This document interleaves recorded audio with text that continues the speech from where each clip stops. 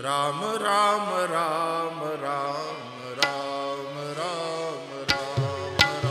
श्री राम। प्रथम भक्ति संतन कर संगा, दूसर रतिमम कथा प्रसंगा। गुरपद पंकज सेव, तीसर भक्ति अमान। चौथी भक्ति मम गुणगन, करई कपटतज गान। मंत्र जाप मम दृढ़ विश्वासा, पंचम भजन सो वेद प्रकाशा। छठ दम सील बीरत बहु कर्मा, निरत निरंतर सज्जन धर्मा। सातम सम मोहिमय जग देखा, मोते संत अधिक कर लेखा। आठव जथा लाभ संतोषा, सपन्यों नहीं देखई परदोषा। नवम सरल सब सन छल हीना, मम भरोसी है हरस न दीना। अरे दो तीन प्रश्न हैं आपके, चलो। ये नवधा भक्ति माँ सबरी के जीवन में नवधा भक्ति का क्रम इसी प्रकार से घटित हुआ है और सर्वसाधारण के लिए अगर भक्ति में उसको प्रवेश करना है, उनके लिए ये सुगम पंथ है। भगवान श्री राघवेंद्र ने अपने श्रीमुख से ये नवधा भक्ति के विषय में माँ सबरी को बताया है। भगवान ने स्पष्ट कर दिया कि आप में तो ये नवधा भक्ति घटित हुई है, परंतु अगर कोई दूसरा व्यक्ति 9 में से किसी भी एक सोपान पे पहुंच जाता है तो सभी सोपान उसके लिए सुलभ हो सकते हैं और वो भक्ति में आगे बढ़ सकता है। साधारण रूप में ये जो मुमुक्षु जीव है, साधक जीव, त्रिविध जीव जग वेद बखाने, विषय साधक सिद्ध सयाने, 5 प्रकार के जीव कहे जाते हैं। उसमें से 3 प्रकार के जीव इस जगत में दिखाई देते हैं। 3 प्रकार के विषयी, जिसको बद्ध जीव कहा जाता है। माया ईस न आप कहूँ, जान कहिए सो जीव। ना तो वो अपने स्वरूप को जानता है, को अहम, मैं कौन हूँ। ना वो परमात्मा को जानता है कि हमारे जीवन का ध्येय लक्ष्य क्या है। परमात्मा ने ये जो मानव दुर्लभ शरीर हमको प्रदान किया है, इसके पीछे परमात्मा किस प्रकार से हमसे अपेक्षा करते हैं। भगवान ने 84 लाख प्रकार के शरीर बनाए, उसमें परमात्मा को मनुष्य बहुत अच्छा लगा और मनुष्य बहुत अधिक प्रिय है। कारण क्या है? परमात्मा ने 84 लाख प्रकार के जीवों में कुछ विशेषताएं दी, परंतु मानव को एक ऐसी विशेषता दी है, बुद्धि और विवेक। अन्य इतर शरीरों में बुद्धि तो है परंतु अल्प है, विकसित नहीं है। मानव बुद्धि का सुमति के रूप में विकास कर सकता है, विवेक से वो नित्य और अनित्य पे विचार करके नित्य के क्षेत्र में आगे बढ़ सकता है। तो ये जो विषयी जीव हैं वो संसार रूपी मोह माया में फंसे हुए हैं। खाओ पियो मौज करो, बस इतना ही जीवन है। हम हमेशा कहा करते हैं, एक कुत्ता भी जो है करोड़ों की गाड़ी में घूमता है, उसके 2-5 नौकर लगे रहते हैं उसकी सेवा में। सोने के लिए, रहने के लिए अच्छी उसको व्यवस्था है, परिवार का भी वो विस्तार कर लेता है। तो अगर इतना ही किया, तिनते खर सूकर स्वान भले, अगर इतना ही हमने किया तो गधे, सुअर, कुत्ते, उनसे हम में क्या विशेषता रही? जो भगवान ने हमको कृपा करके मानव जीवन दिया था, तो इस जीवन को सार्थक करने के लिए हम क्या कर रहे हैं, अभी तक हमने क्या किया है उस पर विचार करना चाहिए। साधक जीव जो है, मुमुक्षु जीव जो है, सत्संग के द्वारा, पूर्वजन के सुकृत के द्वारा उसके अंदर मुमुक्षा पैदा होती है, साधन के प्रति उसकी रुचि होती है और वो आत्मकल्याण के साधन में आगे बढ़ना चाहता है। और सिद्ध जो है, सिद्ध कोटि के जीव जो हैं, साधना करके लक्ष्य की प्राप्ति कर लेते हैं और जीवन मुक्त स्थिति में इस पृथ्वी पर निवास करते हैं। जब तक शरीर का प्रारब्ध है तब तक उस प्रारब्धानुसार संसार में रहते हैं। स्वयं का तो कल्याण हो ही चुका है, अन्य का भी कल्याण करने में सहयोगी होते हैं। इसके अतिरिक्त दो और भी जीव हैं। एक नित्य कोटि के जीव हैं, जैसे ब्रह्मा विष्णु महेश। जीव क्या है? ममे वांशो जीवलोके जीवभूता सनातन, भगवान का अंश है। और ये ब्रह्मा विष्णु महेश क्या है? जासु अंशते उपजई नाना शिव विरंची विष्णु भगवाना, ये भी भगवान के अंश हैं। यशांशो जातो ब्रह्मा विष्णु महेश्वरा स रामा दाशरथी बभूव, जिनके अंश से अनेक अनेक ब्रह्मा विष्णु महेश जायमान होते हैं, वही परमात्मा श्री राम भूमंडल पे दशरथ नंदन के रूप में प्रकट हुए। तो ये नित्य कोटि के जीव हैं। और एक केवल परम पद पाने वाले, जो अपने आप को अहम ब्रह्मास्मि के रूप में देखते हैं, मैं वही ब्रह्म हूँ सो अहम, वो भी केवल परम पद पा लेते हैं। जिस प्रकार से एक व्यक्ति, एक महिला दर्पण में अपने आप को देख रही है, उसी प्रकार से ये केवल परम पद वाले जीव जो हैं अपने स्वरूप को देखते हुए स्वरूप में स्थित हो जाते हैं। मैं सच्चिदानंद घन परमात्मा ही हूँ।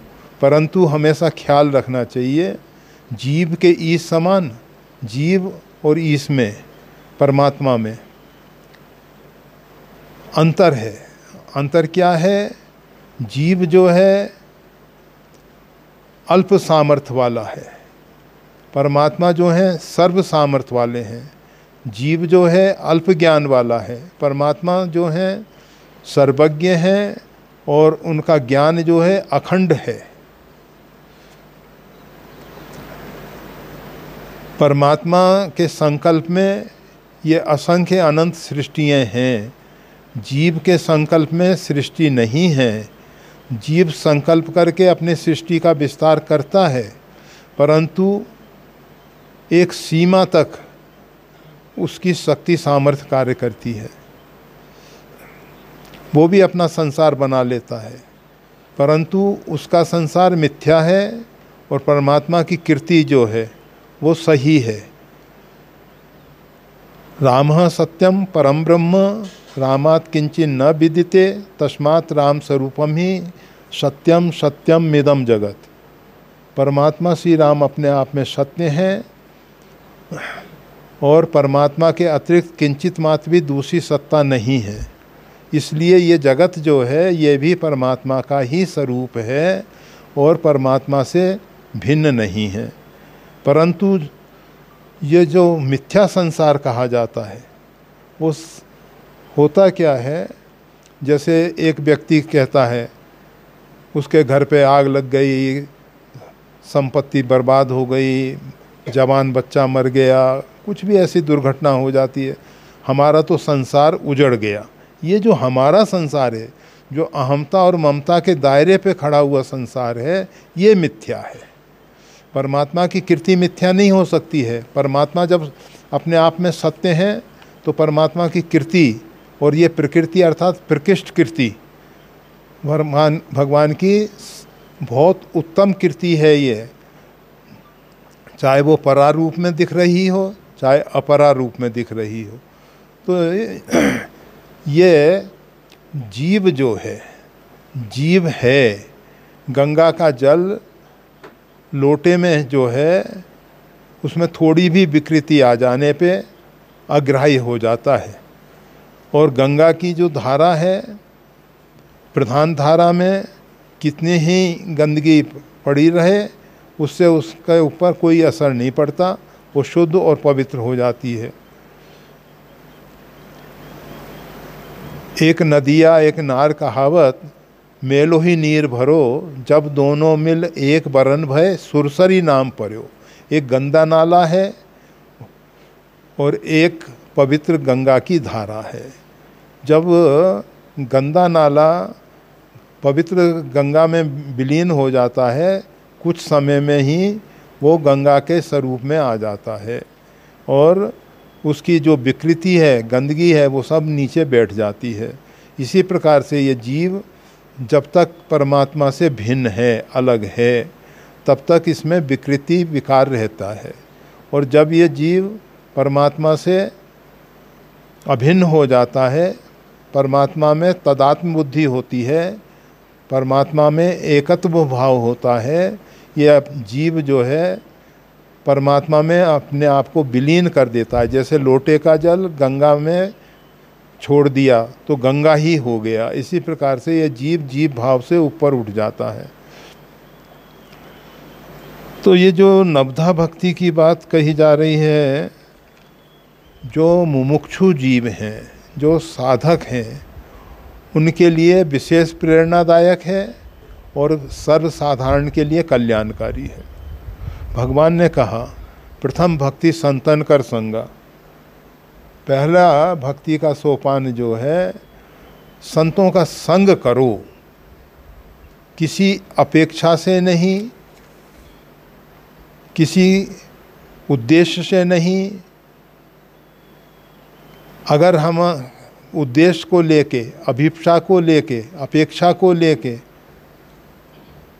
सत्संग करते हैं, संतों के साथ करते हैं,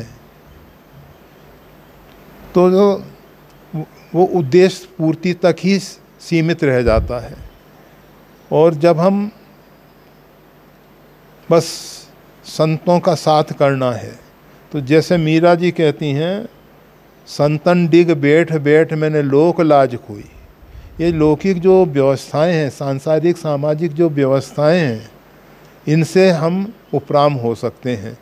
क्योंकि संसार की जो सबसे कठिन जाति अपमाना, जो हम जाति रूप यौवन इत्यादि के मद में मतवाले हो रहे हैं,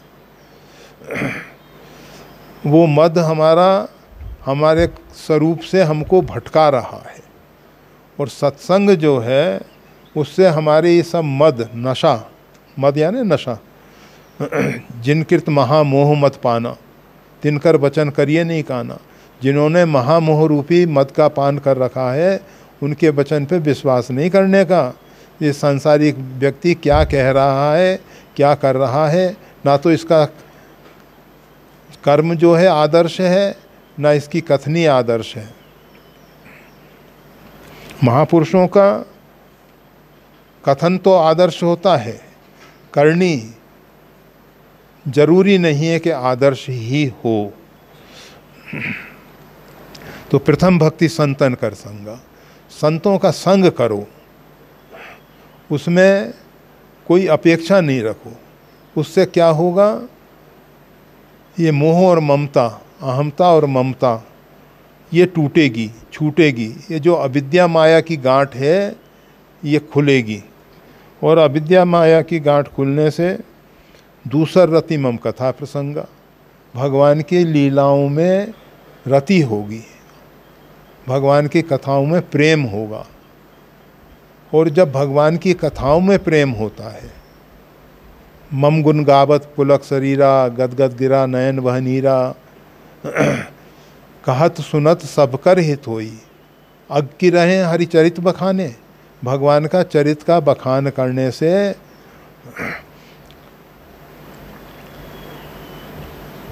कोई भी किसी भी प्रकार का पाप नहीं रहता है।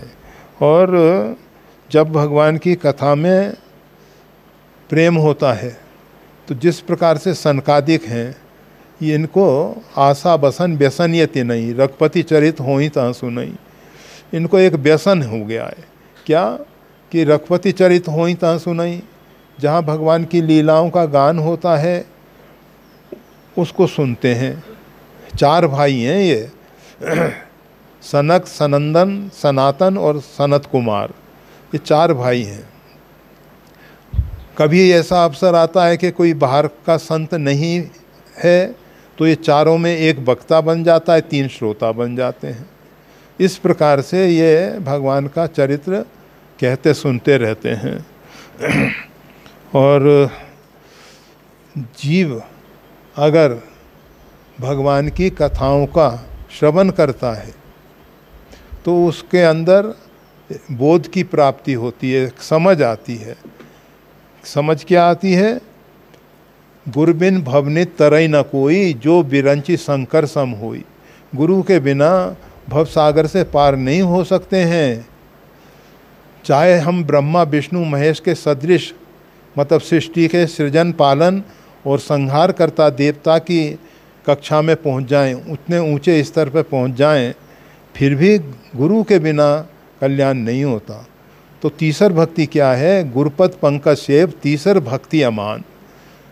गुरुदेव के चरण कमल की सेवा, और सेवा में आज्ञा समना सुसाहिब सेवा। आज्ञा का पालन करना ही सच्ची सेवा है। हम ऊपर से सेवा तो करते हैं परंतु आज्ञा का पालन नहीं करते तो फिर वो सेवा नहीं कहलाती है। एक व्यक्ति अपने माता पिता की खूब सेवा करता है परंतु उनकी आज्ञा पालन नहीं करता, तो फिर वो माता पिता खुश नहीं हो सकते उस सेवा से। इसी प्रकार से परम पिता परमेश्वर जो हैं, परमात्मा जो हैं, गुरु जो हैं, वो भी आज्ञा पालन चाहते हैं कि उनकी आज्ञा। और संसार के लौकिक माता पिता, संसार के साधारण गुरु यही लौकिक कामनाओं के कारण कुछ अन्य आज्ञा दे सकते हैं, परंतु जो सद्गुरु हैं, जो सच्चे माता पिता हैं, वो कभी भी उसको ऐसी आज्ञा नहीं देंगे जिसमें उसका कल्याण ना हो। इसलिए उनकी आज्ञा का पालन करना चाहिए। शिष्य वही होता है जो गुरु के शासन में चल सके। जो गुरु के शासन में नहीं चल सकता वो शिष्य कहलाने का अधिकारी नहीं है, वो शिक्षा लेने के अधिकारी है। शिक्षा ले सकता है, विद्या अर्जन कर सकता है, परंतु जो सही शिष्य है, जो आत्मकल्याण का इच्छुक है, उसको गुरु के शासन में चलना होगा। अगर वो गुरु के शासन में चल सकता है तभी वो सही शिष्य है। तो कहते हैं गुरुपद पंकज सेवा, तीसर भक्ति अमान। तीसरी भक्ति, तीसरा सोपान यह है कि गुरु के चरण कमल की सेवा करना। और कालाक्षेप के लिए समय मिलने पर चौथी भक्ति मम गुण गन, करई कपट तच गान। भगवान की लीलाओं का गान करना है कपट छोड़ के। कपट अर्थात उसके पीछे कोई अपेक्षा रख के, मान प्रतिष्ठा की अपेक्षा रख के, समाज में ख्याति होगी और अथवा धन मिलेगा। बहुत से लोग हैं, एक संत वेश में ही रहे, वो कहते थे कि हम तो 108 भागवत कर रहे हैं। हमने पूछा उसके पीछे उद्देश्य क्या है, तो उद्देश्य उनका ये था कि इतनी कथा करेंगे और अपनी एक व्यवस्था बना लेंगे, शांति से जिएंगे। फिर अच्छा है, कोई बुरी बात नहीं है, भगवान की कथा करके शांति से जीवन जीना अच्छी बात है। परंतु मम गुण गन करई कपट तच गान, मेरे गुण समूह का गान कपट छोड़ के करे, अर्थात किसी प्रकार की अपेक्षा ना रखे। इसीलिए बिन सत्संग न हरि कथा, तेहि बिन मोह न भाग। संत जो हैं भगवान की कथा कपट छोड़ के करते हैं। सांसारिक लोग जो कथा करते हैं, जैसे मंथरा है, वो भी कथा सुनाती है माता कैकेयी को, कहत कथा सबत के जय विद बाढ़ विरोध। ऐसी कथा उसने सुनाई कि जिस प्रकार से परिवार में ये भयंकर कलह हो गया और सब टूट गया, महाराज दशरथ का पूरा परिवार को तोड़ के रख दिया। इस प्रकार की कथा सुनाई। एक वो कपटी मुनि भी कथा कहता है, उद्भव पालन प्रलय कहानी कहस अमित आचरज बखानी।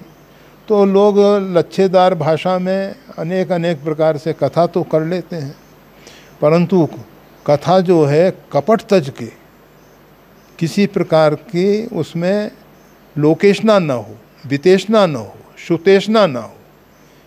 लोकेशना, वितेशना, सुतेशना जो है हमारी बुद्धि को मलिन कर देते हैं। सुतेशना का होना गलत नहीं, वितेशना का होना गलत नहीं, लोकेशना का होना गलत नहीं, परंतु जब इससे हमारी बुद्धि विकृत हो जाए तो ऐसी लोकेशना, ऐसी वितेशना, ऐसी सुतेशना त्याग्य है, उसको छोड़ देना चाहिए, नहीं करना चाहिए।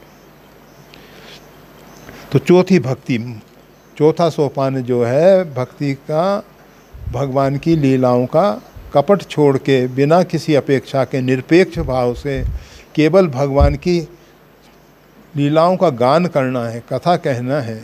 उसके पीछे कोई अपेक्षा, यही लौकिक अपेक्षा नहीं, पारलौकिक अपेक्षा नहीं, बस भगवान का चरित्र जो है एक एक मक्षरम पुंसाम महापातक नाशनम।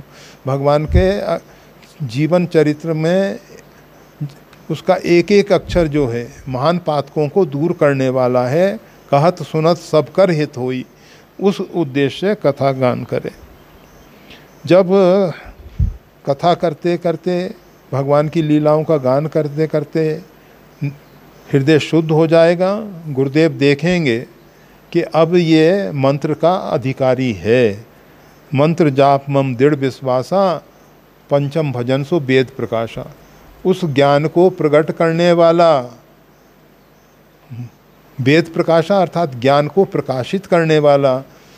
हम सब ज्ञान स्वरूप हैं, ज्ञान हमारा लुप्त है, मल विक्षेप आवरण से ढका हुआ है हमारा ज्ञान। जैसे पृथ्वी में जल है परंतु उसके ऊपर बहुत परतें आ गई हैं, उसमें मिट्टी पत्थर इत्यादि भर गए हैं। जब हम कुआं लगाते हैं अथवा बोरवेल करते हैं तो क्या करते हैं, ऊपर के मिट्टी पत्थर सब हटाते चले जाते हैं, जल प्रकट हो जाता है। इसी प्रकार से मंत्र जाप मम दृढ़ विश्वास, भगवान में दृढ़ विश्वास रखते हुए मंत्र का जप किया जाए। मंत्र जाप के साथ एक जो कंडीशन है वो ये है कि भगवान में दृढ़ विश्वास होना चाहिए। मोर दास, भगवान का दास तो कहाई कहलाता तो भगवान का दास है, करई न रासा। और संसार से, व्यक्तियों से, दूसरों से अपेक्षा करता है तो कही तो करो कहा विश्वासा। भगवान कहते हैं तो उसको विश्वास कहाँ है। एक भरोसो एक बल, एक आस विश्वास। परमात्मा श्री राम में राम भरोसो राम बल, राम आस विश्वास। इस प्रकार से भगवान में दृढ़ विश्वास होना चाहिए और फिर मंत्र जप करना चाहिए। तो उससे क्या होगा, इस प्रकार से जो पंचम, पांचवा भक्ति का सोपान है, भजन करने से वो जो ज्ञान छिपा हुआ था, मल विक्षेप आवरण दूर हो जाते हैं, ज्ञान प्रकट हो जाता है, ज्ञान प्रकट हो जाता है। और जब वो ज्ञान प्रकट होता है तो छठदमशील विरत बहुकर्म। फिर ये जो नाना प्रकार के कर्म कांड हैं इनसे वैराग्य हो जाता है, विरति होती है, इनमें आकर्षण नहीं रहता। केवल लंबे समय से अभ्यास के कारण करता रहता है। गुरु गीता में भगवान ने कहा है ज्ञानियों को कोई ऐसा कर्म नहीं करना चाहिए जिससे अज्ञानियों को मोह पैदा हो जाए। इसी प्रकार से गुरु वशिष्ठ जी इत्यादि भी कर्म कांड करते रहे, ये नहीं कर्म कांड को छोड़ दिया। यद यद आचरति श्रेष्ठ दत्तत देवे तरोजना, जैसा जैसा श्रेष्ठ महापुरुष आचरण करते हैं इतर लोग भी उसका अनुसरण करते हैं। इसलिए महापुरुषों को सदाचरण करना चाहिए जिससे लोग उनका अनुसरण कर सकें। परंतु इसमें विरति होनी चाहिए। कर्म करते हुए कर्म के प्रति स्पृहा नहीं होनी चाहिए, नान्या स्पृहा। हृदय में कोई ये कर्म करेंगे, ये हमारा उद्धार करेगा, इससे पुण्य मिलेगा, इससे सुकृत होगा, इससे ऐसा होगा, ऐसा होगा, ऐसा नहीं। और निरंतर सज्जन धर्म, ये छठा सोपान है। हमेशा निरंतर अहिर्निश रात दिन सज्जन जिस प्रकार से जीवन जीते हैं, सज्जनों का जीवन जो है, संत जनों का जीवन जो है, जिस प्रकार से होता है उस प्रकार से वो जीवन जिए। शील गहन सबकी सहन कहन मुखन ही राम, तुलसी रह ये रहनी संत जनन को काम। तो शालीनता हो और हृदय से और मुख से भगवान का नाम सुमरन करें। और अगर कोई हमारे साथ दुर्व्यवहार करे, दुर्वचन कहे, तो उनको खल के वचन संत सह जैसे, बूंद अगाध सही गिर कैसे। जैसे चट्टानों पे जल गिरता है पर चट्टानें अंदर से सूखी रहती हैं, जल ऊपर से स्पर्श करके निकल जाता है, बह जाता है और चट्टान सूखी रह जाती है। इसी प्रकार से दुष्टों की वाणी, दुष्टों का व्यवहार, अभद्र आचरण वो सज्जनों को प्रभावित नहीं करता है। कबीरा तेरा झोंपड़ा गलकट्टों के पास, करेगा सो भरेगा तू क्यों हो उदास। कबीर साहब कहते हैं तो अगर कुसंग में रहना मजबूरी से, विधिवत सुजन कुसंगत पर नहीं, ऐसा कभी अवसर आ जाए, कुछ हमारा प्रारब्ध ऐसा हो जिसके कारण हमको कुसंग में फंस जाना पड़े, तो कैसे रहें। जिस प्रकार से सर्प की मणि सर्प के साथ रहते हुए उसके विष से प्रभावित नहीं होती है और उसके विष को दूर करने में सहायक होती है, इसी प्रकार से दुष्टों के बीच में अगर प्रारब्धानुसार रहना पड़ जाए, है शरीर का प्रारब्ध, रहना पड़ जाता है कभी कभी, तो उसमें फनी मनी सम, जिस प्रकार से सर्प की मणि सर्प के साथ रहते हुए भी निर्लिप्त रहती है, वैसे ही रहे। निरंतर सज्जन धर्म। सातम सम मोहिमय जग देखा, ये संपूर्ण जगत जो है ब्रह्ममय है, राममय है, सिया राममय सब जग जानी। उमा जे रामचरण रत विगत काम मत क्रोध, निज प्रभुमय देखई जगत, निज प्रभुमय देखई जगत। ये संपूर्ण सृष्टि को प्रभुमय देखते हैं, सिया राममय देखते हैं। कैसन करें विरोध, किसी से विरोध नहीं करते, बस सब सृष्टि। परंतु ख्याल रखना, अगर सृष्टि ब्रह्ममय है, राममय है, सिया राममय है, तो मोते अधिक संत कर लेखा। ये संत महापुरुषों को भगवान से भी अधिक, क्यों? भगवान जो हैं किसी दूसरे से जाके प्रार्थना नहीं करेंगे कि इस जीव का कल्याण कर दो भगवान, परंतु संत महापुरुष जो हैं भगवान से प्रार्थना करते हैं कि प्रभु ये जीव जो है बहुत लंबे समय से, अनंत काल से माया के भ्रम जंजाल में भटक रहा है और आप कृपा करके इसका उद्धार कर दीजिए। तो संत जो हैं जीव के कल्याण के लिए परमात्मा से निवेदन करते हैं, प्रार्थना करते हैं, और भगवान संतों की प्रार्थना को ठुकरा नहीं सकते, काट नहीं सकते। भगवान को उसको पूरा ही करना पड़ता है। अगर संत प्रार्थना करेगा तो भगवान अवश्य सुनेंगे। हमारी प्रार्थना सुने ना सुने, परंतु संत की प्रार्थना, इसलिए मोते अधिक संत कर लेखा। संतों की कृपा करुणा से भक्ति के इस सोपान तक, 7वें सोपान तक हम पहुँचे हैं, इसलिए संतों को अधिक महत्व देना है। 8 जथा लाभ संतोषा, सपने नहीं देखें परतोषा। ये 8वीं जो सोपान है, ये क्या है? परमात्मा ने जिस परिस्थिति में हमको रखा है, जाई विधि राखें राम ताही विधि रही है। महलों में राखें चाहे झोपड़ी में बास दें, कहीं भी हमको रख रखा है उसमें हम संतुष्ट रहें। जितना परमात्मा ने दिया है पर्याप्त है और अपेक्षा नहीं। जो कुछ भगवान की कृपा करना है उसमें हम संतुष्ट रहें। आठव जथा लाभ संतोषा।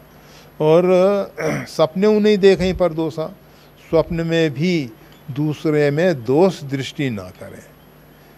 बस देखें कि गुणीय उभय न देखें, देखें सो अविवेक, सुनऊ तात मायाकृत गुण और दोष अनेक। भगवान श्री राम कहते हैं माया के द्वारा ये गुण और दोष का सृजन होता है, इसलिए ना तो किसी में गुण देखना है ना किसी में दोष देखना है। गुणीय उभय न देखें, और अगर कोई देखता है तो वो विवेकी नहीं है, अविवेकी है, उसके पास विवेक नहीं है, विवेक शून्य स्थिति में है वो। जो दूसरों में दोष दृष्टि कर रहा है, दूसरों में दोष देख रहा है, समझ लेना चाहिए कि अविवेकी है वो। नवम सरल सब संचल हीना, मम भरोसिए हरस न दीना। परमात्मा के भरोसे रहते हुए ना तो किसी प्रकार से प्रसन्न होना है ना दुखी होना है। हर्ष विषाद ज्ञान अज्ञान जीव धर्म अहमिति अवमाना, ये जीव का धर्म है। जीवत भाव से ऊपर उठ जाना है, हर्ष और विषाद से ऊपर उठ जाना है। शत्रु और मित्र जितने भी द्वंद्व हैं इनसे ऊपर उठ जाना है। द्वंद्वातीतम गगन सदृशम, गगन की तरह आकाश की तरह निर्लिप्त, सबके साथ सरल भाव। भगवान को मोहि कपट छल छिदना वावा, निर्मल मन जन सो मोहि पावा। जो निर्मल होते हैं, जो सरल होते हैं, संत सरल चित जगत हित जान स्वभाव सने। संतों का चित्त जो है सरल होता है, तो भगवान को ऐसे भक्त प्रिय होते हैं। तो नवम, ये नववां सोपान है। इस प्रकार से भक्ति के 9 सोपान भगवान ने बताए हैं। और भगवान आगे कहते हैं कि नवमो एकम जिनके हुई। 9 में से अगर किसी के एक भी आ जाए, जैसे चारपाई के 4 पैर हैं, उसमें से कोई एक पैर को पकड़ के खींचोगे तो 3 अपने आप खींचे चले आ जाएंगे। वो चारपाई जुड़ी हुई है। ऐसा नहीं है कि एक पैर को खींच रहे हैं तो 3 वहीं के वहीं खड़े रह जाएं, ऐसा नहीं होता। इसी प्रकार से भक्ति का अगर एक भी सोपान पकड़ लिया तो उसमें उसका 9 सोपान में प्रवेश हो जाएगा और कल्याण हो जाएगा। ऐसा माता सबरी से भगवान ने कहा। माँ सरयू उद्गम सो धारा दूध धारा में प्रकाश डालें। अब वहाँ बहुत प्रकाश पड़ रहा है अपने हम भी, हमारे पास ऐसी कोई सर्च लाइट नहीं, फ्लैश लाइट नहीं कि हम उस पर प्रकाश डाल सकें। सुना है आज भी ऐसे संत हैं, हजारों साल से तपस्या कर रहे हैं, कृपा करके अपना अनुभव बताएं। ऐसा जो आपने सुना है सही है, गलत नहीं है। और अपने अनुभव जो हैं बताने के योग होने पर, समय आने पर बताए जाते हैं, हर समय नहीं। मूर्ति में प्राण प्रतिष्ठा के बाद क्या क्या परिवर्तन। देखो मूर्ति जो है कला की दृष्टि से तैयार होती है, और जब उसमें प्राण प्रतिष्ठा हो जाती है तो वो भगवान का श्री विग्रह रहता है। हम अपने भावों को व्यक्त कर सकें, भावों की अभिव्यक्ति के लिए भगवान का श्री विग्रह है। उसमें साक्षात परमात्मा विग्रह के रूप में अवतरित हो गए हैं। प्राण प्रतिष्ठा का अर्थ ही ये होता है कि अब ये पहले उसमें टंकन दोष इत्यादि की निवृत्ति की जाती है, जिससे कि जो गढ़ने छोलने के द्वारा तैयार किया हुआ, फिर वो सब दोषों की निवृत्ति के बाद उसमें न्यास इत्यादि करके उसमें प्राण प्रतिष्ठा की जाती है, जिससे उसमें देवत्व प्रकट हो जाए। तो वो देवत्व प्रकट हो जाता है, साक्षात परमात्मा का स्वरूप ही हो जाता है। और जितनी श्रद्धा और प्रेम से फिर भगवान की सेवा पूजा की जाती है, उतना ही श्री विग्रह में प्रकाश होता है। अब जैसे श्री अयोध्या में कनक भवन में इतने प्रेम से ठाकुर जी की सेवा हो रही है, इसलिए उसमें विशेष आकर्षण है, विशेष प्रकाश है। जहाँ जहाँ ये जो प्राचीन मंदिरों में लंबे समय से सेवा होती चली आ रही है, वहाँ वहाँ भगवान का विशेष प्रकाश दिखाई देता है। जय श्री राम। मनुस्मृति के लिए बहुत अधिक टीका होती है, देखो टीका करने वाले टीका करते रहते हैं। परमात्मा ने भले पोच सब विधि उपजाए, गनिगुण दोष वेद बिल गाए। अच्छे बुरे सब भगवान ने पैदा किए हैं, वो सब भगवान के द्वारा हैं। इसमें अपने को गुण गुण ग्रहण कर लेना चाहिए, अब गुण छोड़ देना चाहिए। मनुस्मृति में जो वर्ण व्यवस्था के विषय में है, या गीता में भगवान ने कहा है चातुर्वर्ण मया सृष्टा गुण कर्म विभाग सा। 4 वर्ण मेरे के द्वारा ही गुण और कर्म के द्वारा विभाजित किए गए हैं। सतयुग में एक ही वर्ण था, हंस वर्ण था, एक ही देवता थे, नारायण देवता थे, और एक ही अग्नि था।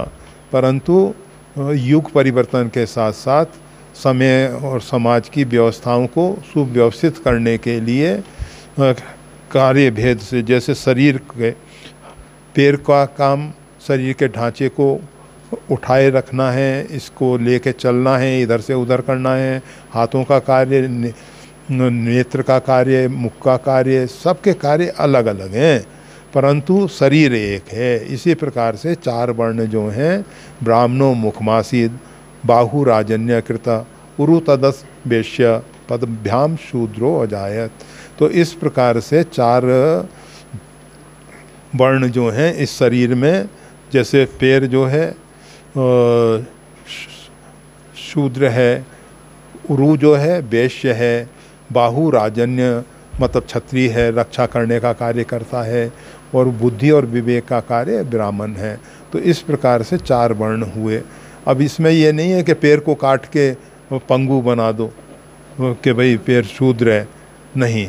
और भगवान का एक प्रलयकालीन स्वरूप जो है, प्रलय काल में जब भगवान बटस्य पत्रस्य पुटे शयानम बालम मुकुंदम मनसा स्माम करार बिंदेन पदार बिंदम मुखार बिंदे विनिवेशयंतम। भगवान बटपत्र पे लेटे हुए हैं, बाल रूप में हैं, और करार बिंदेन क्षत्रिय, पदार बिंदम अपने पैर के अंगूठे को लेके मुख में चूस रहे हैं, ब्राह्मणों मुखमासीद। भगवान की लीला देखो। तो ये 4 वर्ण जो है ना, और वो रस उदर में पहुंच रहा है, उरुतदश वेश्या। तो 4 वर्णों को भगवान ने जोड़ के एक, तो ये वर्ण व्यवस्था जिस वैसे भय वर्ण शंकर कली भिन्न सेत सब लोग, कल काल में वर्ण व्यवस्था भंग हो गई है। और मारक सोई जाको जोई भावा, पंडित सोई जो गाल बजावा। जिसको जो अच्छा लगता है वो कर रहे हैं। अपने को इन सब तर्कों में नहीं पड़ना है। अपने को तो बस भगवान का भजन करो, भगवान का नाम सिमरन करो। वो गोस्वामी तुलसीदास जी ने कहा इस शास्त्रों में बहुत झगड़ो सो, अमुक शास्त्र ये कह रहा है, अमुक स्मृति ये कह रही है, अमुक स्मृति ये कह रही है, अमुक ये कह रहा है, अमुक ये कह रहा है, उनमें बहुत झगड़ा है। इसलिए राम नाम लो भगवान का, बस। जय श्री राम।